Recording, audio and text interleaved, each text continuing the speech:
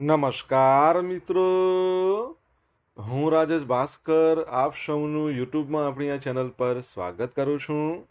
મિત્રો, આજે આપણે તારીખ 9 જૂન 2025ના કેટલાક મોસ્ટ ઇમ્પોર્ટન્ટ કરંટ અફેર અને અગાઉની પરીક્ષામાં પૂછાયેલા કેટલાક ઇમ્પોર્ટન્ટ પ્રશ્નો વિશે ડિટેલમાં ચર્ચા કરીશું, જે આપને આવનારી પરીક્ષા માટે ખૂબ જ ઉપયોગી સાબિત થશે. તો મિત્રો, આપ આ ચર્ચા સાથે જોડાઈ રહેજો અને વિડીયોને પહેલેથી લઈને છેલ્લે સુધી પૂરેપૂરો જોવાનો આગ્રહ રાખજો. તો ચલો મિત્રો, શરૂ કરીએ. શરૂઆત કરતા પહેલા જણાવી દઉં કે જો તમારે આપણી આ યુટ્યુબ ચેનલને સબસ્ક્રાઇબ કરવાનું બાકી હોય તો ચેનલને સબસ્ક્રાઇબ કરજો, નોટિફિકેશન બેલ આઇકોનને પ્રેસ કરીને, અને જો તમને વિડીયો પસંદ આવે તો વિડીયોને લાઇક કરજો. પરંતુ તમારા જેટલા પણ મિત્રો છે બધા મિત્રો જોડે વિડીયોની લિંકને અત્યારે જ શેર કરી દો, તમે જે તે સોશિયલ મીડિયા એપ્લિકેશન વાપરતા હો એમાં. તો શરૂઆત કરીએ. સૌપ્રથમ જોઈશું અગાઉની પરીક્ષામાં પૂછાયેલા બંધારણના પ્રશ્નો, જેના જવાબો તમારે મને કમેન્ટ બોક્સમાં લખીને જણાવવાના છે. અને વિડીયોના લાસ્ટમાં જ્યારે હું તમને આ દરેક પ્રશ્નના જવાબ જણાવું ત્યારે તમારે ચેક કરવાનું છે કે તમે આપેલા પ્રશ્નોમાંથી કેટલા પ્રશ્નોના જવાબ સાચા છે. અને જેટલા પણ પ્રશ્નો જવાબ સાચા હોય એનો આંકડો તમારે કમેન્ટમાં લખવાનો છે કે 10માંથી આટલા સાચા છે. ડેઇલી જીકે ટેસ્ટમાં આપણે રોજ 10 પ્રશ્નો પૂછે છે, એમાંથી 5 પ્રશ્નો બંધારણના હોય છે. બાકીના જે 5 પ્રશ્નો છે એ ગુજરાતની ભૂગોળના છે. તો તમે તમારો આન્સર આપો નીચે કમેન્ટ બોક્સમાં, ને હું આજના કરંટ અફેરનો પ્રથમ પ્રશ્ન છે એની શરૂઆત કરું છું. આજનો પ્રથમ પ્રશ્ન છે કે ગુજરાતના કયા જિલ્લામાં ગીધના જતન અને સંવર્ધન માટે ગીધ રેસ્ટોરન્ટ બનાવવામાં આવશે? તો જવાબ આવશે પંચમહાલ. કઈ જગ્યાએ? પંચમહાલ. તો ભારતમાં ગીધની એકમાત્ર વસ્તી વર્ષ 2022માં પંચમહાલ જિલ્લાના જે સુપ્રસિદ્ધ યાત્રાધામ પાવાગઢ છે ને ત્યાં નોંધાઈ હતી. વન વિભાગે જટાયુ પ્રજાતિના, કયા? જટાયુ પ્રજાતિના 15 ગીધ પક્ષી પાવાગઢના ડુંગરમાં વિસ્તાર હોવાની પુષ્ટિ કરી હતી.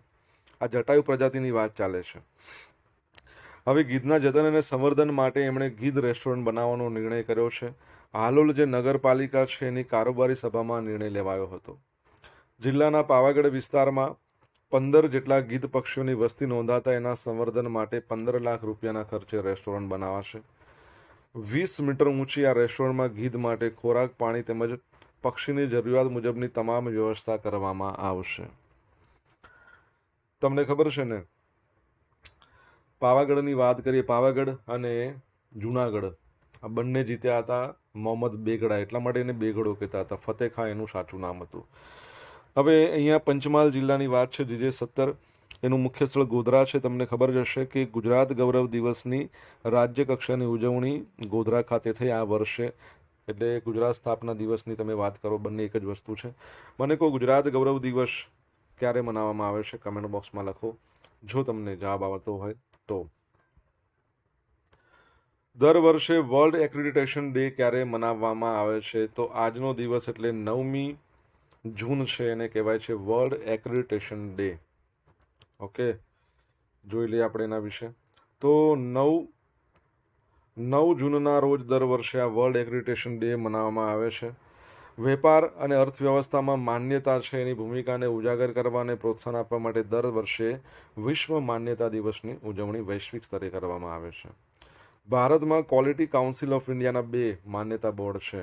National accreditation board four testing and calibration laboratories, બીજું છે national accreditation board four certification bodies, એટલે NABCB.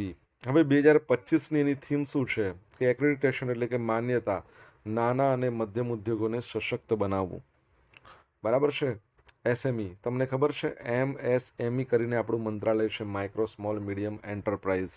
27 જૂન એના માટેનો દિવસ મનાવવામાં આવે છે, MSME દિવસ. તો MSME મંત્રાલય છે કેન્દ્રમાં, એના મંત્રી કોણ છે? ગુજરાતમાં તો બળવંતસિંહ રાજપૂત છે. કેન્દ્રમાં કોણ છે તમારે જણાવવાના છે. ફૂટબોલ આઇકોન ડેવિડ બેકહામને નાઇટહુડ આપવામાં આવશે. તો ફૂટબોલ આઇકોન ડેવિડ બેકહામને કિંગના જન્મદિવસ સન્માન યાદીનો ભાગ બનવાની શક્યતા છે. આમ તો એનો જન્મદિવસ આમનો 14મી નવેમ્બરે આવે છે. કોનો? જે કહી શકીએ બ્રિટનના રાજા છે, બરાબર છે, તો એમનો જન્મદિવસ 14 નવેમ્બર, પરંતુ એમણે 9મી તારીખ આજે 9 જૂને મનાવે છે. તો ડેવિડ બેકહામને નાઇટહુડનો જે નાઇટહુડ છે એનાયત કરવામાં આવશે, જે એક દાયકાથી વધુ સમયથી અપેક્ષિત છે. 10 વર્ષથી વિચારે છે કે આપશે. આ નિર્ણય ફૂટબોલ ઉપરાંત યુનિસેફ સાથે ચેરિટી કાર્યથી લઈને ધ કિંગ્સ ફાઉન્ડેશન માટે એમના રાજદૂત પદ સુધીના તેમના વ્યાપક યોગદાનને પ્રતિબિંબિત કરે છે. 2003માં ડેવિડ બેકહામને Order of the British Empire મળ્યો હતો. 50 વર્ષની એમની એજ થઈ ગઈ છે અને ઇંગ્લેન્ડ ટીમના કેપ્ટન હતા ફૂટબોલમાં. હવે તેઓ સર ડેવિડ બેકહામ તરીકે ઉન્નત કરવામાં આવશે. તમને ખબર છે, ફૂટબોલની વાત કરી છે, ફીફા વર્લ્ડ કપ 2026 આવતા વર્ષે ક્યાં યોજાવાનો છે? 3 અલગ અલગ દેશો છે. તમને ખબર હોય તો તમે જણાવી શકો છો કમેન્ટ બોક્સમાં લખીને કઈ જગ્યાએ યોજાવાનો છે. મિત્રો, વિડીયો પસંદ આવ્યો હોય, ભણવાની મજા આવી હોય તો વિડીયોને લાઇક કરજો. તમારા મિત્રો જોડે વિડીયોની લિંકને શેર કરજો. આપણી બંને યુટ્યુબ ચેનલ છે રાજેશ ભાસ્કર 2ને સબસ્ક્રાઇબ કરજો. નોટિફિકેશન બેલ આઇકોનને પ્રેસ કરીને જો તમારે ડેલી કરંટ અફેરની પીડીએફ જોઈતી હોય તો આપણી ટેલિગ્રામ ચેનલ છે, જેની લિંક વિડીયોની ડિસ્ક્રિપ્શનમાં આપેલી છે. અને તમે રાજેશ ભાસ્કર કરીને સર્ચ કરશો ને તો તમને મળી રહેશે ટેલિગ્રામમાં. આ પ્રમાણેનો સિમ્બોલ આવશે. તો આ જે ટેલિગ્રામ ચેનલ છે ત્યાં તમને ડેલી કરંટ અફેરની પીડીએફ મળશે અને સાથે તમને પોલ્સ પણ રમવા મળશે. અને હવે આપણે દિન વિશેષ, વ્યક્તિ વિશેષ પણ ચાલુ કર્યું છે, તો એ પણ તમારો જો રિસ્પોન્સ સારો હશે મિત્રો તો આપણે એ પણ કન્ટિન્યુ કરીશું ટેલિગ્રામ ચેનલ ઉપર. તાજેતરમાં ક્યાં ચોથા ભારત મધ્ય એશિયા સંવાદનું આયોજન કરવામાં આવ્યું? તો નવી દિલ્હીમાં આનું આયોજન કરવામાં આવ્યું છે. 4થા નંબરનો તો યાદ રાખજો. આપણા વિદેશ મંત્રી છે ડૉક્ટર એસ જયશંકર, એમણે 6 જૂનના રોજ નવી દિલ્હીમાં ચોથા ભારત મધ્ય એશિયા સંવાદ છે એનું આયોજન કર્યું. વિદેશ મંત્રી ડૉક્ટર એસ જયશંકર છે. વિદેશ સચિવ હાલમાં કોણ છે તમને ખબર હોય તો જણાવો. 5 મધ્ય એશિયાઈ દેશો છે: Uzbekistan, Kyrgyz Republic, Tajikistan, Kazakhstan, Turkmenistan. એના વિદેશ મંત્રીઓએ ચોથા ભારત મધ્ય એશિયાઈ સંવાદમાં ભાગ લીધો. ભારત અને 5 મધ્ય એશિયાઈ દેશો વચ્ચેના વિદેશ મંત્રીઓને વ્યાપારિક સંબંધોને પ્રોત્સાહન આપવા માટે નવી દિલ્હીમાં ચોથા ભારત મધ્ય એશિયા વેપાર પરિષદમાં બેઠકમાં હાજરી આપી હતી. 13 જાન્યુઆરી 2019ના રોજ ઉઝબેકિસ્તાનના સમરકંદમાં પ્રથમ વખત આ સંવાદ યોજાયો હતો. બીજો ડિજિટલ મોડમાં હતો 28 ઓક્ટોબર 2020 ભારતમાં. ત્રીજો પણ નવી દિલ્હીમાં 2021માં ભારતમાં. અને આ ચોથો છે. ભારત મધ્ય સંવાદ એ વિદેશ મંત્રીનું ફોર્મેટ છે જે ભારતના કેન્દ્રીય સંબંધોને મજબૂત બનાવવા માટે પ્રાદેશિક મુદ્દાઓની ચર્ચા કરે છે. ઓકે, યાદ રાખજો. તાજેતરમાં કોને પ્રધાનમંત્રીની આર્થિક સલાહકાર પરિષદ, ઇકોનોમિક એડવાઇઝર કાઉન્સિલ છે, એના શું કહી શકીએ અધ્યક્ષ તરીકે નિમણૂક કરવામાં આવ્યા છે, નિયુક્ત કરવામાં આવ્યા છે? તો જવાબ આવશે એસ મહેન્દ્ર દેવ. પરીક્ષાની દ્રષ્ટિએ બહુ અગત્યનો પ્રશ્ન કહી શકાય એસ મહેન્દ્ર દેવને. બરાબર છે, તમને ખ્યાલ હશે પૂનમ ગુપ્તા વિશે આપણે ગઈકાલે ભણ્યા હતા ને. રિઝર્વ બેંક ઓફ ઇન્ડિયાના ડેપ્યુટી ગવર્નર બન્યા છે. અને આરબીઆઈની આપણે જો વાત કરીએ તો આરબીઆઈ રેપો રેટ ઘટાડી દીધો છે, 5.50% કર્યો છે. બરાબર, યાદ રાખજો. શક્તિકાંત દાસ છે, એ તમને બધાને ખબર છે કે આપણા વડાપ્રધાનના સચિવ 2 છે. તો સચિવ 1 કોણ? પીકે મિશ્રા. હવે પ્રશ્ન તમારા માટે કે પ્રધાનમંત્રીના પ્રાઇવેટ સેક્રેટરી, ખાનગી સચિવ કોને નિયુક્ત કરવામાં આવ્યા? તાજેતરની વાત છે, મહિલા છે. તમને આન્સર આવડે તો કમેન્ટ બોક્સમાં લખીને જણાવો. તો જાણીતા અર્થશાસ્ત્રી છે, એક્સિસ બેંકના ભૂતપૂર્વ સ્વતંત્ર ડિરેક્ટર છે એસ મહેન્દ્ર દેવ, પ્રધાનમંત્રીની આર્થિક સલાહકાર પરિષદના અધ્યક્ષ તરીકે નિયુક્ત કરવામાં આવ્યા છે. તો તેઓ એક જાણીતા વિકાસ અર્થશાસ્ત્રી છે. તેમણે દિલ્હી સ્કૂલ ઓફ ઇકોનોમિક્સમાંથી પીએચડી કર્યું છે. યેલ યુનિવર્સિટી યુએસમાંથી પોસ્ટ ડોક્ટરલ કર્યું છે. તત્કાલીન અધ્યક્ષ ડૉક્ટર વિવેક દેબ્રોય, જેમનું 1 નવેમ્બર 2024ના રોજ અવસાન થઈ ગયું હતું. ગયા વર્ષે આમનું અવસાન થયું એટલે આ પદ છે ને એ ખાલી પડ્યું હતું. બરાબર છે, એટલે હવે આ પદ પર કોને નિમણૂક કરવામાં આવી છે? એસ મહેન્દ્ર દેવ. હવે કેન્દ્ર સરકારે 26 સપ્ટેમ્બર 2017માં આની રચના કરી, ઈએસી પીએમની. ત્યારથી મહેન્દ્ર દેવ છે ને એ અધ્યક્ષ તરીકે બીજા છે. પહેલા કોણ હતા? ડૉક્ટર વિવેક દેબ્રોય. અત્યારે કોણ છે? અત્યારે નવા બન્યા છે એસ મહેન્દ્ર દેવ. ઈએસી પીએમના અધ્યક્ષનો કોઈ નિશ્ચિત કાર્યકાળ ના હોય. કેન્દ્રની ઈચ્છા મુજબ આ પદ તેઓ સંભાળે. એનો અર્થ એ છે કે સરકાર તેમને ગમે ત્યારે એના પદ પરથી બરતરફ કરી શકે છે. હવે ઇકોનોમિક એડવાઇઝર કાઉન્સિલની વાત કરીએ, એક સ્વતંત્ર સંસ્થા છે. એની સ્થાપના ભારતના રાષ્ટ્રપતિ દ્વારા એક્ઝિક્યુટિવ ઓર્ડર દ્વારા કરવામાં આવી છે. એટલે બંધારણમાં ઉલ્લેખ નથી, એટલે બિનબંધારણીય કહેવાય. બરાબર છે. સંસદ દ્વારા પસાર કરેલા કાયદા દ્વારા પણ બનાવી નથી, બિનબંધારણીય. વૈધાનિક પણ કહી શકો તમે. બરાબર છે. તો આ યાદ રાખજો. ઓકે, આગળ વધીએ આપણે નેક્સ્ટ પ્રશ્ન તરફ. લાઈક બાકી હોય તો લાઈક આપજો. ભારતીય સ્પિન બોલર પિયુષ ચાવલાએ ક્રિકેટના તમામ ફોર્મેટમાંથી નિવૃત્તિ લઈ લીધી છે. તો 20 વર્ષની વ્યાવસાયિક કારકિર્દી હતી. ચાવલા તેના સોશિયલ મીડિયા પેજ પર આંતરરાષ્ટ્રીય અને સ્થાનિક ક્રિકેટમાંથી નિવૃત્તિની જાહેરાત કરી. 36 વર્ષની એજ છે ફક્ત. 3 ટેસ્ટ, 25 ઓડીઆઈ, 7 T20 રમ્યા. ભારત માટે છેલ્લો દેખાવ 2012માં શ્રીલંકા સામે T20 વર્લ્ડ કપમાં. તમને ખબર હશે કે ભારત પ્રથમ T20 વર્લ્ડ કપ યોજાયો હતો 2007માં. એ પ્રથમ વર્લ્ડ કપ હતો અને ભારતે જીત્યો હતો. ભારત માટે પ્રથમ હતો. બીજો તો તમને ખબર 2024માં આપણે જીત્યા. 2011નો જે વર્લ્ડ કપ હતો એ સેકન્ડ નંબરનો વર્લ્ડ કપ આપણે જીત્યા હતા. પહેલો કપિલ દેવની આગેવાનીમાં 1983માં જીત્યા હતા ને, 50 ઓવર, એટલે કે વન ડે ઇન્ટરનેશનલ. અને આ બીજો જીત્યા હતા. બંનેમાં મહેન્દ્રસિંહ ધોની કેપ્ટન હતા. તો આ જે ટીમ આપણે જીત્યા એમાં અમને વિજેતા હતા. BCCIએ સોશિયલ મીડિયા પોસ્ટમાં ચાવલાની યાદગાર કારકિર્દીનો આભાર માન્યો છે. તમને ખ્યાલ હશે, રિસન્ટલી IPL યોજાઈ, ઇન્ડિયન પ્રીમિયર લીગ 18મું સંસ્કરણ. કોણ જીત્યું તમારે જણાવવાનું છે કમેન્ટ બોક્સમાં લખીને. WPL તો તમને ખબર છે ને, મુંબઈ ઇન્ડિયન જીત્યું હતું દિલ્હી કેપિટલને હરાવીને. કમેન્ટ બોક્સમાં લખીને જણાવો જો તમને આન્સર આવડતો હોય તો. BCCIના અધ્યક્ષ રોજર બિન્ની છે હાલમાં, યાદ રાખજો.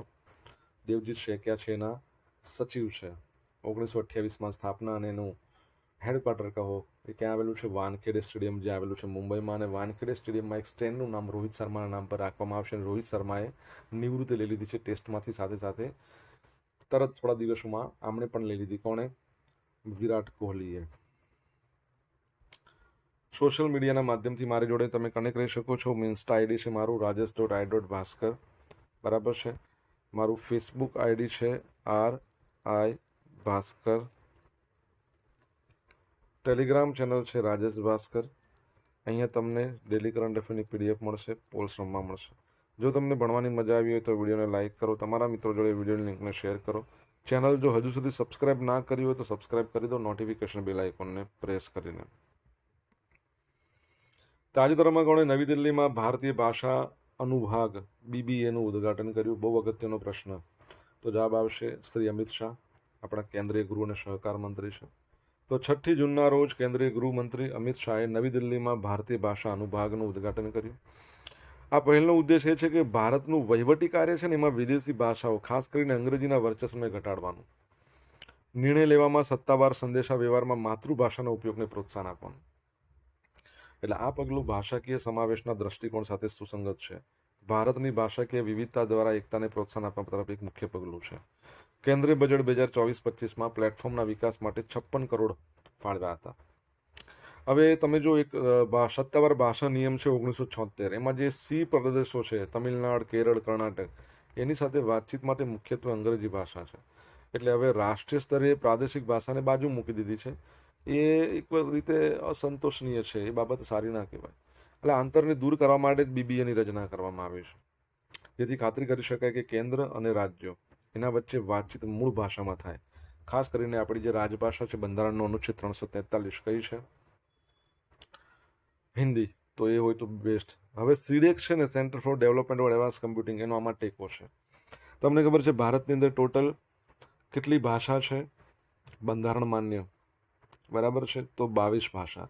હવે ભારતે રિસન્ટલી પોતાનું સ્વદેશી, બરાબર છે, સ્વદેશી એક AI LLM ટૂલ ડેવલપ કર્યું છે. નામ તમારે કહેવાનું છે, કમેન્ટ બોક્સમાં લખીને જણાવી શકો છો.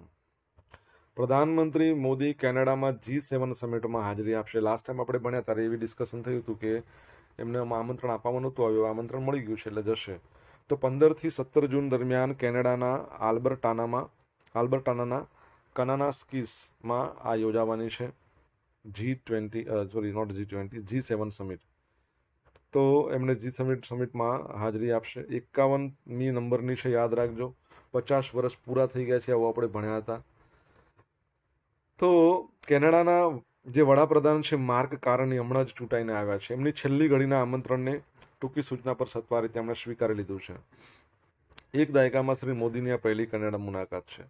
ખાલિસ્તાન, અલગતાવાદી મુદ્દા, હરદીપસિંહ નિજ્જરની હત્યાના આરોપો, 2023-24માં પારસ્પરિક રાજદ્વારી હકાલપટ્ટીનો તણાવ, આ દ્વિપક્ષીય સંબંધોને સુધારવા માટેનો પ્રયાસ આપણે કહી શકીએ. આમંત્રણ અને સ્વીકૃતિ ભારત કેનેડા રાજદ્વારી જોડાણને પુનઃસ્થાપિત કરવા, વ્યાપક લોકોથી લોકોને વ્યાપારી સંબંધોને ફરીથી જાગૃત કરવા એક મહત્વપૂર્ણ પગલું કહી શકાય. બરાબર છે. G7માં કેટલા દેશો છે? 7 દેશો. તો 7 દેશોનું નામ આવડે છે? આવડે તો લખો કમેન્ટ બોક્સમાં.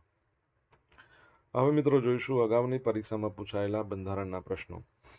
પહેલો પ્રશ્ન, પ્રથમ લોકસભાની રચના 1952 પરીક્ષામાં પૂછાયો પ્રશ્ન. નીચે પૈકી કઈ જોગવાઈઓ હેઠળ જીએસટી કાઉન્સિલની રચના કરવામાં આવી છે? 297A અનુચ્છેદમાં સુધારો કર્યો. રાષ્ટ્રપતિ સંસદમાં કેટલા સભ્યોની નિમણૂક કરી શકે? 12. પહેલા 14 હતા, હવે 12. એ પણ રાજ્યસભામાં. લોકસભામાં હવે 0. મુખ્ય માહિતી કમિશનર અને માહિતી કમિશનરની નિમણૂક કરવા સારું રાષ્ટ્રપતિની ભલામણ કરવા માટેની સમિતિના અધ્યક્ષ કોણ છે? તો શું આવશે? પ્રાઇમ મિનિસ્ટર આવે. લોકસભાના પ્રથમ સ્પીકર ગણેશ વાસુદેવ માવળંકર. હવે જોઈશું અગાઉની પરીક્ષામાં પૂછાયેલા ગુજરાતની ભૂગોળના પ્રશ્નો. પહેલો પ્રશ્ન, અંબાજી તીર્થધામ કઈ પર્વતમાળામાં આવેલું છે? તો અરવલ્લીની પર્વતમાળા. બરાબર છે. અરવલ્લી બચાવવા માટે તમને ખબર છે ને પ્રોજેક્ટ શરૂ કરવામાં આવ્યો છે, અને જેમાં 5 કિલોમીટર લાંબો આખો વનનો પટ્ટો બનાવવામાં આવશે. કચ્છ જિલ્લામાં આવેલા પાંદરો વિસ્તારમાંથી શું મળી શકે છે? લિગ્નાઇટ કોલસો. પાલનપુર નજીક આવેલી દાંતીવાડા ખાતે કઈ નદી પર બંધ બાંધવામાં આવ્યો છે? બનાસ. જેસોરની ટેકરીઓ કયા સ્થળની વચ્ચે આવેલી? કયા બે સ્થળોની વચ્ચે છે? એક તો પાલનપુર અને બીજું દાંતા. એસિડિક જમીનને તટસ્થ કરવા કયો પદાર્થ ઉમેરવામાં આવે છે? તો લાઇમ ઉમેરવામાં આવે છે. શું ઉમેરવામાં આવે છે? લાઇમ ઉમેરવામાં આવે છે. હવે મિત્રો જોઈશું ગઈકાલે પૂછેલા પ્રશ્નોના જવાબ. પહેલો પ્રશ્ન, તાજેતરમાં કોણે અમદાવાદ મ્યુનિસિપલ કોર્પોરેશનનું મિશન ફોર 4 મિલિયન ટ્રીઝ એટલે 40 લાખ વૃક્ષો આ માટેનું એક અભિયાન શરૂ કરાયું છે? ભૂપેન્દ્રભાઈ પટેલ, આપણા જે સીએમ છે એમણે. ભારતમાં હાલમાં કુલ રામસર સાઇટ કેટલી? 91. 2 રામસર સાઇટ રાજસ્થાનમાં એડ થઈ. મેં તમને છેલ્લા 2-3 દિવસથી કહું છું, તમારે અત્યારે કહેવાની છે. બરાબર છે. એ બંને, એક તો ખીચન, ચલો તો ખીચન કહી દઉં છું, બીજી કઈ કમેન્ટ બોક્સમાં લખો. આજે પૂછેલા પ્રશ્નનો જવાબ જોઈ લઈએ. પહેલો પ્રશ્ન શું હતો? કે ગુજરાત ગૌરવ દિવસ, ગુજરાત સ્થાપના દિવસની ઉજવણી કઈ જગ્યાએ થઈ? ગોધરામાં. તો ગુજરાત સ્થાપના દિવસ આપણે મનાવીએ છીએ ક્યારે? બધાને આવડવું જોઈએ. 1 મે 1960માં ગુજરાત રાજ્યની સ્થાપના થઈ. Micro small medium enterprise MSME મંત્રી કેન્દ્રમાં કોણ છે? તો જીતન રામ માંઝી. ત્રીજો પ્રશ્ન, ફિફા વર્લ્ડ કપ 2026નું આયોજન 3 જગ્યાએ, USA, કેનેડા અને મેક્સિકો. ચોથા નંબરનો પ્રશ્ન હતો કે ખાનગી સચિવ તરીકે, પ્રધાનમંત્રીના ખાનગી સચિવ તરીકે રિસન્ટલી નિધિ તિવારીને રાખવામાં આવ્યા છે. 5મા નંબરનો પ્રશ્ન શું કે આપણા વિદેશ સચિવ હાલમાં કોણ છે? તો વિક્રમ મિશ્રી વિદેશ સચિવ છે. 6ઠા નંબરનો પ્રશ્ન, IPL 18મા નંબરનું સંસ્કરણ અમદાવાદમાં ફાઇનલ, અને કેપ્ટન કોણ હતા? વિરાટ કોહલીની ટીમ. RCB જીત્યું, રોયલ ચેલેન્જર્સ બેંગલુરુ પંજાબ કિંગ્સને હરાવીને. 7મા નંબરનો પ્રશ્ન શું હતો કે રિસન્ટલી ભારત દ્વારા પોતાનું સ્વદેશ રીતે વિકસિત ભારત જેન નામનું ટૂલ વિકસાવવામાં આવ્યું છે, AI ટૂલ. ભારત જેન શું છે? ભારત જેન 22 ભાષાઓમાં કામ કરે. G7માં દેશો કેટલા? તો બધા લખી શકાય. ચલો લખવાનું ટ્રાય કરીએ. US છે, UK, બે તો આવશે. કેનેડા લઈ લો, જાપાન લઈ લો, ઇટાલી લઈ લો, જર્મની લઈ લો, 1 2 3 4 5 6 અને એક ફ્રાન્સ લઈ લો. બરાબર છે. હવે મિત્રો જોઈશું ગઈકાલના કરંટ અફેરમાંથી પૂછેલા કેટલાક ઇમ્પોર્ટન્ટ પ્રશ્નો જેના જવાબો તમારે કમેન્ટ બોક્સમાં લખવાના છે. પહેલો પ્રશ્ન, તાજેતરમાં કોણે જમ્મુ અને કાશ્મીરમાં ચિનાબ નદી પર બનેલા વિશ્વના સૌથી ઊંચા રેલવે કમાન પુલનું ઉદ્ઘાટન કર્યું? સેકન્ડ પ્રશ્ન, તાજેતરમાં આરબીઆઈ રેપો રેટ ઘટાડો કરીને કેટલો કર્યો છે? જો તમને આન્સર આવડે તો કમેન્ટ બોક્સમાં લખીને જણાવજો. આ હતા આજના દિવસના કેટલાક મોસ્ટ ઇમ્પોર્ટન્ટ કરંટ અફેર. સાથે આપણે જોયું અગાઉની પરીક્ષામાં પૂછાયેલા ઇમ્પોર્ટન્ટ પ્રશ્નોના જવાબોની સાથે. આશા રાખું બધાને ભણવાની મજા આવી હશે. મજા આવી હોય તો વિડીયોને લાઇક કરજો, તમારા મિત્રો જોડે વિડીયો લિંકને શેર કરજો. આપણી બંને યુટ્યુબ ચેનલ રાજેશ ભાસ્કર 2ને સબસ્ક્રાઇબ કરજો, નોટિફિકેશન બેલ આઇકોનને પ્રેસ કરીને. તો મિત્રો thank you so much for watching this video. Have a nice day. જય હિન્દ, જય ભારત, જય જય ગરવી ગુજરાત.